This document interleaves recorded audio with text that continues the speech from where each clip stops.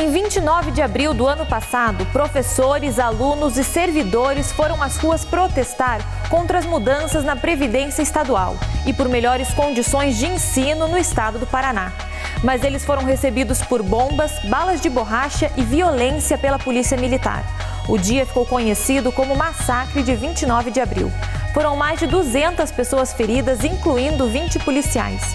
O Jornal de hoje é uma edição especial em memória à data.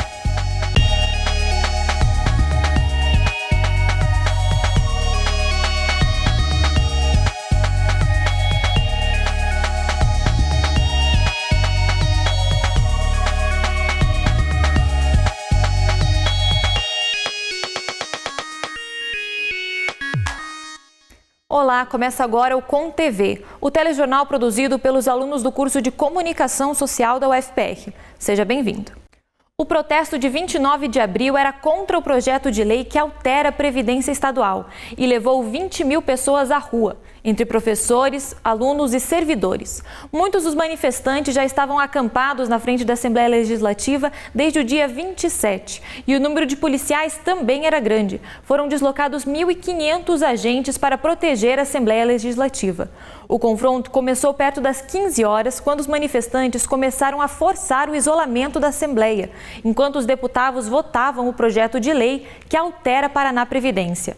A lei foi aprovada em segundo turno naquela noite. Você confere agora uma reportagem da Com TV produzida no ano passado, logo após os eventos do dia 29 de abril.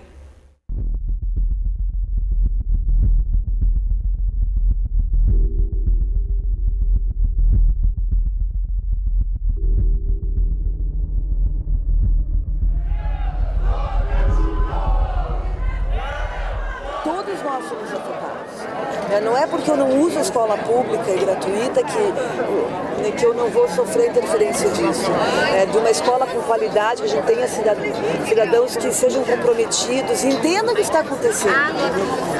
Eu acho que muito quando a gente vê esse pessoal que está aqui hoje, que são estudantes universitários, e são estudantes universitários das universidades públicas fundamentalmente. Então, quem está pensando a realidade, pensando a nossa sociedade, é uma população que tem uma consciência de si e do outro, que aprendeu isso pela educação.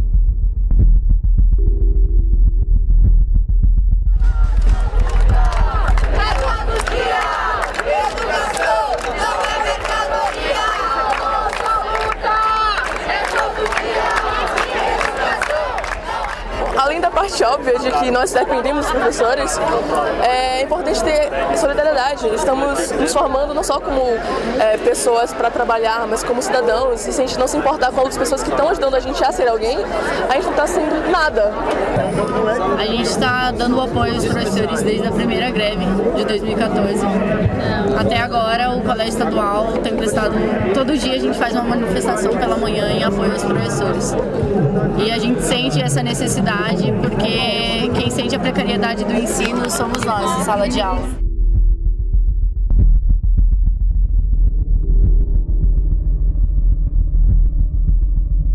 Se hoje não fosse um professor, eu não estaria aqui hoje falando. Se não fosse um professor, não teria um governador. O professor não teria um jornalista. Ninguém seria nada sem um professor.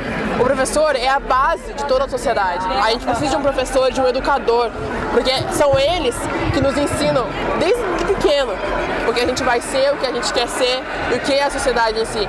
E eu acho triste o que aconteceu ontem.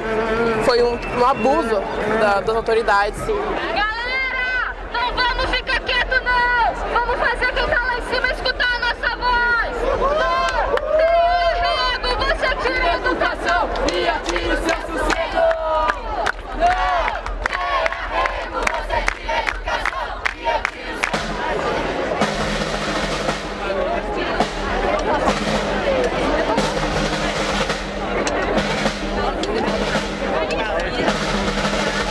A gente está muito impressionado negativamente com os nossos representantes e, por outro lado, a gente está muito otimista e muito impressionado positivamente com a população, com a organização, tanto dos professores, com a solidariedade, com o apoio recebido de pessoas de outras categorias.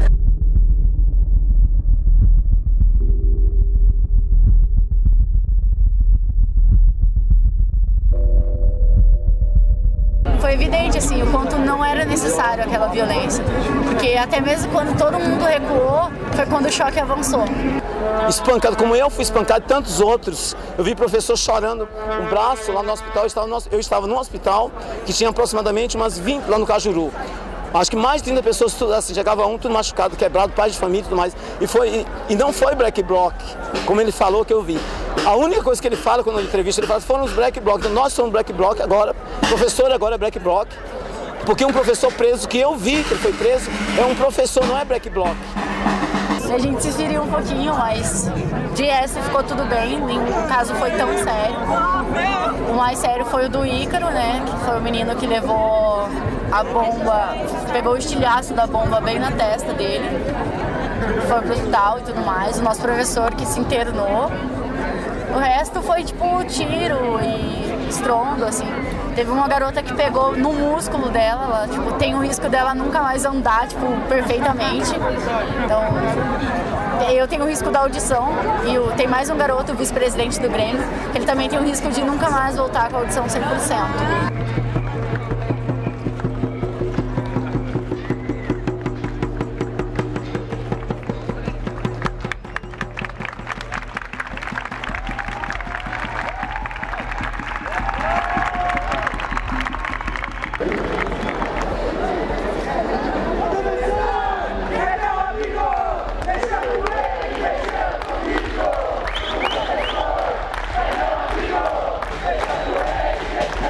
Os professores não se colocaram em nenhum momento contra a discussão sobre a Previdência, é fundamental que se diga, né? O que foi solicitado, poder ter evitado tudo isso, né? Era o diálogo. Porque se a justiça fizesse valer a justiça mandava prender esse governador.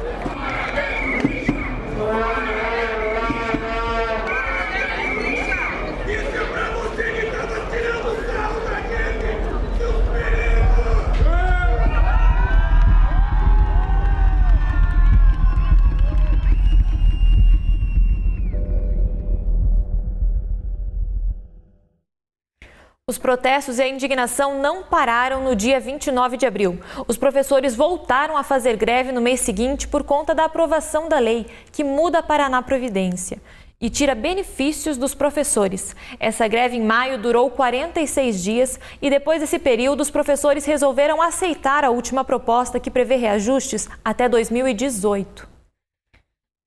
Para comentar todas as ações dos professores de lá até aqui, nós vamos conversar agora com o Luiz Fernando, que é secretário de comunicação da APP Sindicato dos Trabalhadores da Educação Pública do Paraná. Muito bem-vindo, obrigada por estar aqui com a gente. Primeiro, Luiz, o que eu queria perguntar é, essa manifestação dura, essa grande mobilização que teve, foi na verdade a gota d'água. Qual é o histórico que veio antes de toda essa manifestação? A APP Sindicato é uma entidade já com 69 anos de luta, né? A população paranaense tem acompanhado essa luta em defesa da educação pública. Nós tivemos um episódio parecido, mas não nessa proporção, em 30 de agosto de 88, no governo Álvaro Dias, quando ele jogou a cavalaria contra os professores daquela época. O sindicato cresceu, a luta cresceu, nós temos a unificação dos professores e funcionários e a gota d'água foi o projeto de lei que o governador enviou já em janeiro. Então você veja, um governador eleito com 55% dos votos em primeiro turno, com a maioria absoluta da Assembleia, se achou no direito de fazer o que queria e encaminhou para a Assembleia um projeto que simplesmente destruía todas as carreiras dos professores, funcionários, de todos os servidores. Então, foi com isso que a gente iniciou uma greve já em fevereiro, dia 7, numa assembleia com 10 mil pessoas em Guarapuava. Nós iniciamos aquele primeiro momento da greve e fomos já para a Assembleia Legislativa, para a frente do Palácio, acampamos, fizemos a ocupação no episódio que foi conhecido aí pelos deputados do Camburão, que tiveram que entrar num camburão. Então, esse foi a gota d'água. E naquele momento o governo assumiu um compromisso de não mexer mais na Previdência. Então, assim, nós entendemos aquele recado, ele retirou o projeto que destruía as carreiras e, na sequência, um mês depois, aconteceu esse episódio. Então, o governo não cumpriu com a sua palavra, sem debater com os servidores, enviou um projeto para a Assembleia Legislativa para alterar o regime de previdência e sequestrar os bens que os servidores têm como uma poupança para a sua previdência ao longo de muitos anos. Então, foi esse o festim, a gota d'água para este protesto. E o projeto de lei foi aprovado em segundo turno. Que consequências trouxe para os professores? Então, não só para os professores, mas para todos os servidores do Estado. Então, veja, o governo do Estado adquiriu uma dívida de mais de 3 bilhões no seu primeiro mandato e ele tinha que pagar essa dívida. Como é que ele pagou essa dívida? Nas nossas costas. Então, assim, é o debate que a gente tem feito com o governo, que se reclama que os deputados hoje não conseguem andar pelo Estado porque eles são chamados deputados do camburão porque votaram a favor do governo. Mas nós pagamos o preço financeiro disso. Porque só da Previdência do Estado são 1,8 bilhões de reais que deixaram de ser investidos na Previdência do Estado a partir deste projeto. Projeto esse que nós estamos questionando no STF, em Brasília, através de uma ação conjunta dos servidores, questionando a constitucionalidade. Então, a partir do momento que ela for julgada, que nós temos já um parecer da AGU, inclusive, dizendo que a lei é inconstitucional, então o governo vai ter que devolver isso. Então, vai ser mais uma dívida. Então, o governo adquiriu uma dívida e quis pagar ela com o nosso suor. E depois do 29 de abril, várias outras manifestações já foram feitas para tentar dar uma remediada, uma melhorada na situação. O que já se conseguiu? Então, desde daquele episódio marcado como o massacre, muita gente fala de batalha, né? Batalha quando os dois lados estão armados, nós não tínhamos nenhum armamento. Então, a partir daquele massacre, a greve continuou, nós tínhamos outras pautas, então a melhoria da escola pública, então a gente tem acompanhado aí na imprensa em geral hoje, as escolas estão sem merenda hoje, faltam funcionários, desvios de recursos na construção de escolas públicas no Paraná. Então, assim, o governo não cumpre a lei do piso dos professores, não paga abaixo do que a lei federal estabelece, tem uma dívida de mais de 180 milhões de reais com os servidores. Então, veja, só esses pontos já seriam motivo para uma nova greve, uma nova manifestação, que é o que nós estamos nas ruas promovendo esta semana para relembrar o 29 de abril, mas também dizer, olha, nós temos uma pauta, o governo nos deve e nós queremos que ele nos pague. Então, entre essas, quais outras demandas ainda a PP Sindicato tem do governo? Então, para além dessas, tem a questão de concurso público, isso específico da educação. Hoje, para se ter uma ideia, são cerca de 17 mil trabalhadores temporários no Estado. Então, ele contrata agora, no final do ano, demite todo mundo. São trabalhadores temporários, ou seja, são vagas de trabalhadores que poderiam ser ocupados por concursados, com carreira, com formação, enfim, com pessoal do próprio Estado. Mas eles insistem em manter um quadro de pessoal temporário, que é um trabalho precário, não tem garantia nenhuma, não tem sequer fundo de garantia sobre tempo de serviço, porque ele não é um contrato sobre a CLT. Então, assim, só isso já é um grande problema. Além da questão da infraestrutura das escolas. Nós temos uma demanda hoje absurda de lotação das salas de aula. Tem salas de aula no estado com mais de 50 alunos. Como que um professor consegue trabalhar numa sala de aula dessa? Nós temos escolas com 1.000, 1.500 alunos, em que tem 2 pessoas para fazer a merenda nos 3 turnos. Então, como é que se dá conta disso? Então, nós temos uma demanda reprimida de infraestrutura e de pessoal que precisa avançar, além da pauta pedagógica. Nós temos muita dificuldade com este governo, o que a gente avançou em governos anteriores na construção de uma pauta pedagógica, de uma formação continuada, nós retrocedemos nos últimos anos.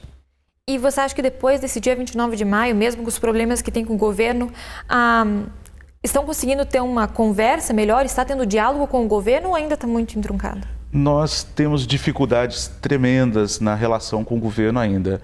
Desde aquele episódio, o governador, por exemplo, nunca mais sentou em nenhuma mesa de negociação. O governador não nos atende.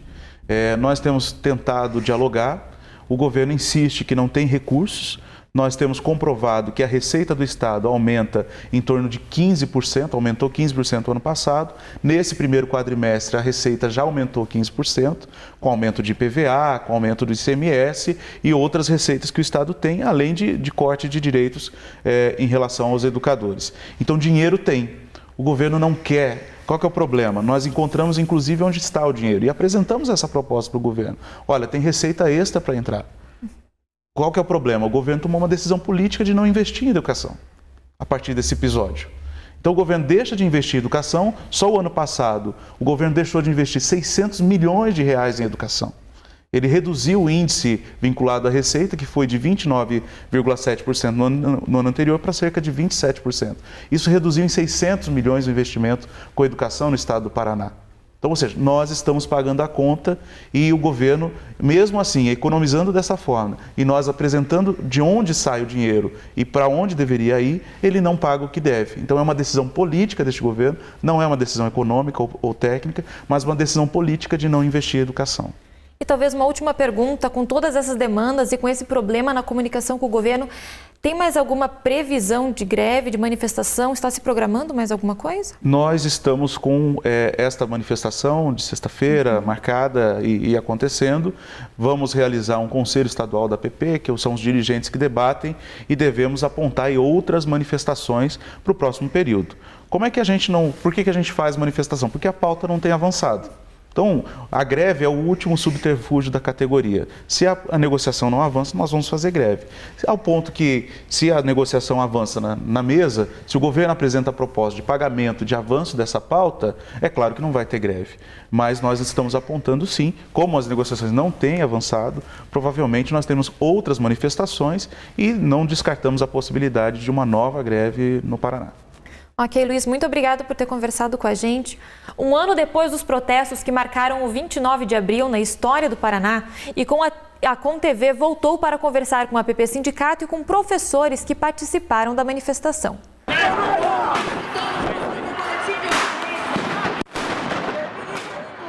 É difícil esquecer do dia 29 de abril. Há um ano atrás, a polícia entrou em confronto com os professores e estudantes que estavam protestando pela manutenção de seus direitos.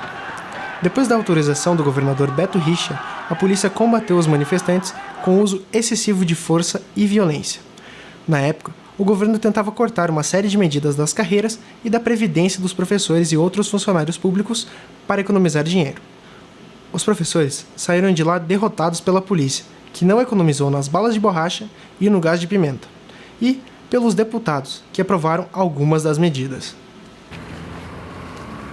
As imagens rodaram o Brasil e o mundo e aconteceram aqui, em frente à Assembleia Legislativa do Paraná.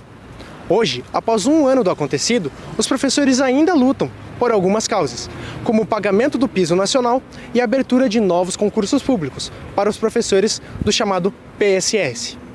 De acordo com o professor Hermes de Leão, diretor da APP Sindicato, Sindicato dos Professores, que organizou a manifestação, os educadores não tiveram sucesso em todas as suas reivindicações.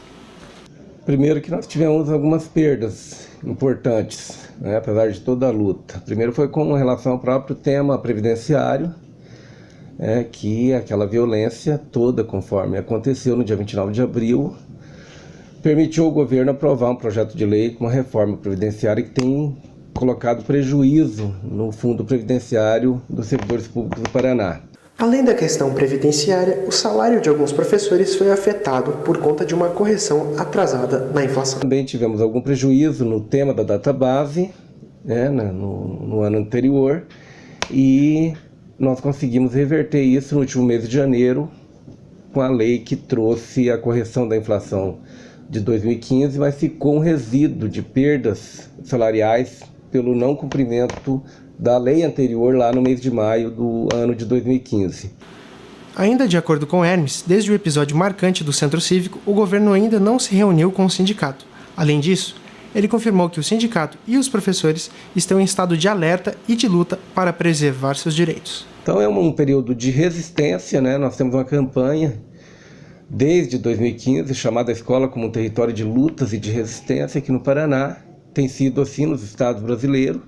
É uma dificuldade muito grande de que os governadores e os prefeitos das cidades entendam a educação básica como um suporte importante para a formação da cidadania brasileira e que, por isso mesmo, recebam os investimentos adequados e necessários. Nós não temos tido. Lisandro Gregorski é professor da região metropolitana de Curitiba e esteve presente nas manifestações do ano passado. Segundo ele, os direitos dos professores e as escolas públicas ainda estão ameaçados. O melhor ainda está por vir e está aí mostrando que não é um governo bom, não é um governo que prioriza a educação. Haja visto agora recentemente uma política de fechamento de escolas, o que é um absurdo. Quem fecha a escola abre cadeia, essa é a política do governo. O dia 29 de abril ficou marcado como um dia de luta para a educação no Paraná e do Brasil. E deve ser lembrado para que não se repita. E para que os professores tenham suas profissões mais valorizadas e pela melhora da educação pública no estado do Paraná. A ComTV fica por aqui. Não deixe de conferir a rádio e o jornal Comunicação. A gente volta na próxima quinta-feira. Até lá!